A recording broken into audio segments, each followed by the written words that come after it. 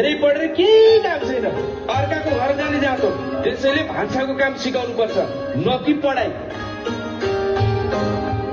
राजनीति भनेको छोरा मान्छेले गर्ने हो, न कि छोरी मान्छेले, किनकि छोरी मान्छे कमजोर हुन्छ। छोरा त चाहिन्छ कुल धान्न, बरु छोरी नभए पनि केही हुन्न। आफ्नै छोरी हुँदासम्म मात्रै देवी हो, अर्काकी छोरी बुहारी भएर आएपछि त बोक्सी हो, बोक्सी।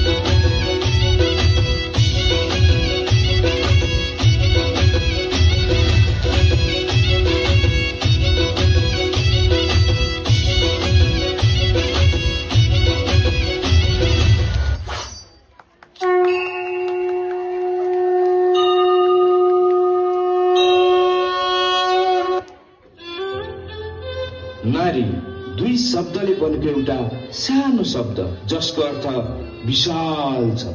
नारी सुन्दरता र शक्तिको अर्को रूप जसको परिवर्तनको अर्को नाम हुन्। नारीको शक्ति आँधी जस्तै हुन्छ, रोक्न खोजे छन् बलियो हुन्छन्। नारीलाई दबाउनेले कहिल्यै जित्दैन, किनकि उनी आफै जितको परिभाषा हुन्, आफै जितको परिभाषा हुन्।